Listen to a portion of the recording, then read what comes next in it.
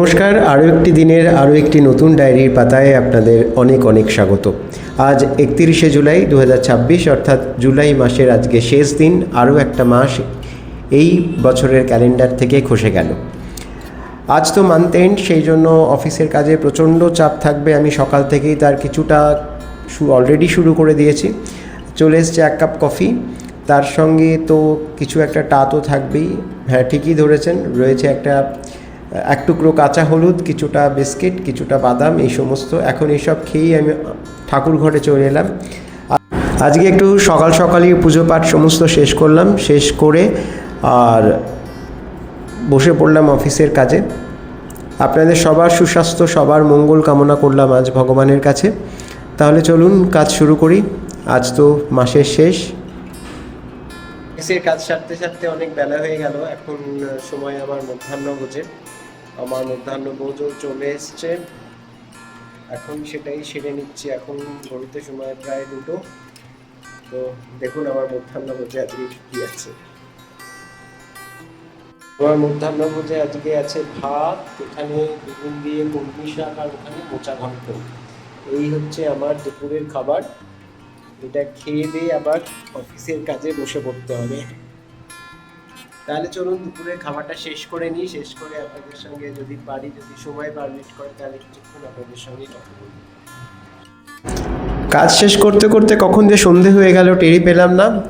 সমস্ত কিছু শেষ করে এলাম ঠাকুরের কাছে। দিন শেষে ঠাকুরের কাছে আবার প্রার্থনা করলাম, কৃতজ্ঞতা জানালাম আমার সারাটা দিন আজকে মোটামুটিভাবে ভালোই কেটে যাওয়ার জন্য। আজ অনেক দিন পর অনেকগুলো বিষয় নিয়ে আপনাদের সঙ্গে কথা বলার লোকটা সামলাতে পারলাম না। আজকে তো একই ছিল, মান্থ এন্ড, অফিসের কাজের প্রচণ্ড চাপ ছিল, কিন্তু তারপরেও অফিসের সমস্ত কাজকর্ম শেষ করে এখন রাত অনেকটা হয়ে গেছে, তাই ভাবলাম একটু আপনাদের সঙ্গে বসা যাক। আশা করছি আপনারা সবাই ভালো আছেন এবং সুস্থ আছেন, বিশ্বস্তভাবে নিজের যত্ন নিচ্ছেন। যে কথাটা প্রথমেই আপনাদের সঙ্গে ভাগ করে নেওয়ার, বা যে অভিজ্ঞতাটা, আমার যে ব্যক্তিগত অভিজ্ঞতাটা আপনাদের সঙ্গে ভাগ করে নেওয়ার, সেটা হচ্ছে এনইইটি আন্দোলন। একটা সংগঠিত আন্দোলনকে আমরা দেখলাম, একটা প্রতিবাদকে আমরা দেখলাম, একটা সোচ্চার প্রতিবাদ বলা উচিত এটাকে, এবং একটা স্বতঃস্ফূর্ততা যে ছাত্র সমাজের মধ্যে আমরা দেখলাম এই আন্দোলনকে কেন্দ্র করে, সেটা কিন্তু সত্যি অভিনন্দনযোগ্য। এবং সেই সঙ্গে সঙ্গে এই আন্দোলন একটা জিনিস চোখে আঙুল দিয়ে আমাদেরকে দেখিয়ে দিল যে প্রতিবাদ যতখানি সংগঠিত হবে, প্রতিবাদ যতখানি স্বতঃস্ফূর্ত হবে, ততই কিন্তু সেই প্রতিবাদের একটা সাফল্য আসবে, এবং সেটা এসেওছে। আজকে যে হাজার হাজার পরীক্ষার্থী এই প্রতিযোগিতামূলক পরীক্ষাটাতে বসেছিলেন, এবং সর্বোপরি যখন এই প্রশ্নপত্র ফাঁসের ঘটনাটা আমাদের সামনে এলো, এবং যখন সরকার থেকে এটাও ঘোষণা করা হলো যে পরীক্ষাটা বাতিল হয়ে গেছে, তখন যারা এই পরীক্ষাটিতে বসেছিলেন তাদের মনের অবস্থাটা চিন্তা করলেই আমার গায়ে জ্বর আসছিল। এই ধরনের একটা সর্বভারতীয় প্রতিযোগিতামূলক পরীক্ষায় কতখানি পরিশ্রম করতে হয়, তার পেছনে কতখানি টাকা ইনভেস্ট করতে হয়, কতখানি মানসিক চাপের মধ্যে দিয়ে প্রতিটি ছাত্রছাত্রীকে এবং সর্বোপরি তার অভিভাবকদেরও যেতে হয়, সেটা তো যারা এর মধ্যে দিয়ে গেছেন একমাত্র তারাই বুঝতে পারবেন, বলতে পারবেন। এবং সব শেষে ছাত্রছাত্রীদের যে আত্মঘাতী হওয়ার ঘটনাটা আমাদের সামনে এসছে, সেটা যে কোন মুখে তার নিন্দা করব, কোন মুখে যে সরকারের এই দমন নীতির নিন্দা করব, সেটা কিন্তু আমার কাছে অন্তত তার কোনো ভাষা নেই। সুতরাং ঠিকই হয়েছে যে এই আন্দোলনটা যে পথে এগোচ্ছিল এবং যেভাবে এই আন্দোলনটাকে একদম চূড়ান্ত পর্যায়ে নিয়ে যাওয়া হয়েছিল, তার প্রতি আমার সম্পূর্ণ সমর্থন রয়েছে। আইনকে নিজের হাতে তুলে নেওয়াটা, এটা আমি কখনোই স্বীকার করি না।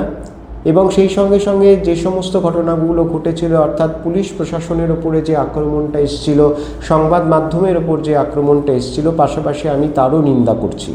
এই ব্যাপারটাকে আমি একেবারেই সমর্থন করছি না। এই আন্দোলনের কিন্তু একটা নেতিবাচক দিকও ছিল।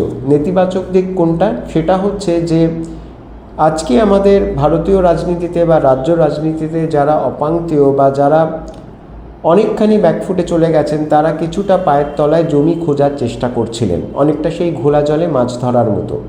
প্রথমেই মনে আসে আমাদের বামপন্থী বন্ধুদের কথা। তারা তো পশ্চিমবঙ্গ রাজ্য রাজনীতিতে একেবারেই অপাঙ্ক্তেয়। হঠাৎ করে তারা এই আন্দোলনকে কেন্দ্র করে একটা নিজেদের পায়ের তলার একটা জমি খোঁজার চেষ্টা করেছিলেন। তারা এমন কিছু মানুষকে নিয়ে এই একটা বিক্ষোভ সমাবেশের আয়োজন করেছিলেন, তারা না ছিলেন ছাত্র, না ছিলেন এই আন্দোলনের বা এই ছাত্রছাত্রীরা যারা প্ররোচিত হয়েছেন তাদের প্রতি তাদের কোনো সহমর্মিতা ছিল, সেটা তাদের ছিল না। তারা চাইছিলেন সরকারের বিরুদ্ধে একটা আন্দোলন গড়ে তুলতে এবং তারা এই আন্দোলনটাকে হাতিয়ার করে নেওয়ার চেষ্টা করেছিলেন। এটা যে কতখানি হাস্যকর এবং রাজ্য রাজনীতিতে এটা যে কতখানি মানে তাদেরকে আরও কতখানি ব্যাকফুটে ঠেলে দিয়েছে সেটা বলার মতো বা বোঝার মতো যদি বুদ্ধি তাদের মাথায় থাকতো তারা এই পথে পা বাড়াতেন না। এবং আর এক দল এখানে ঘোলা জলে মাছ ধরার চেষ্টা করেছিলেন, সেটা হচ্ছে আমাদের বিতাড়িত সরকার। প্রাক্তন মুখ্যমন্ত্রী কিন্তু এই ব্যাপারটাকে একেবারে কি বলবো হাতে চাঁদ খুঁজে পাওয়ার মতো একটা ব্যাপার বলে ধরে নিয়েছিলেন এবং তিনি ভেবেছিলেন যে এইটা করে রাজ্যের মধ্যে একটা বিশৃঙ্খলা তৈরি করা যাবে। সেটা যখন হয়নি, মানে সেখানে সেটা করতে গিয়ে যখন তাদের আরও একবার মুখ পুড়ল, তখন তারা এখান থেকে বিরত থাকার চেষ্টা করলেন। আর আজকে সকাল থেকে যেসব ঘটনাগুলো ঘটে চলেছে সেগুলো তো মানে রীতিমতো রোমহর্ষক বা গায়ে কাটা দেওয়ার মতো। কিছুদিন ধরেই গত 2-1 দিন ধরেই শুনছিলাম যে বীরভূমে নাকি কোটি কোটি টাকা, কিলো কিলো সোনা এসব পাওয়া যাচ্ছে, কিন্তু এর মালিক আসলে কে সেটা আমি জানতে পারলাম গতকাল।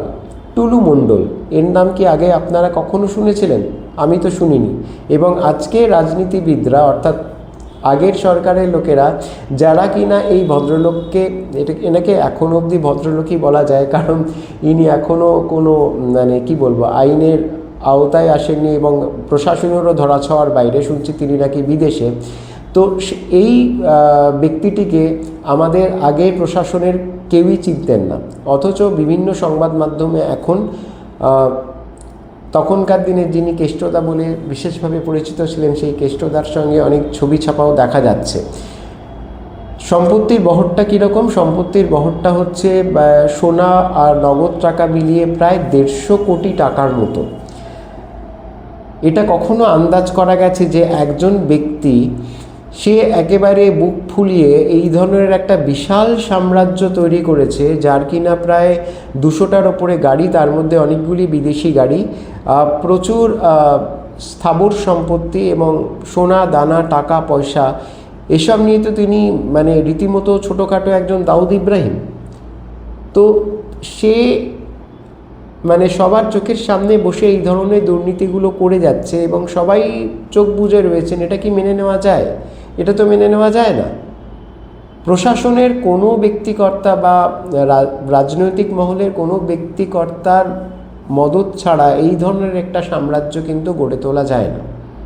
এবং আমার আরও মনে হয় যে কেঁচো খুঁড়তে কেউটে বেরোনোর মতো, আমার মনে হয় আগামী দিনেও যদি তদন্তটা ঠিকঠাকভাবে এগোয় তাহলে কিন্তু অনেক রাজনৈতিক ব্যক্তিত্বকে এর মধ্যে জড়িয়ে থাকতে দেখা যাবে।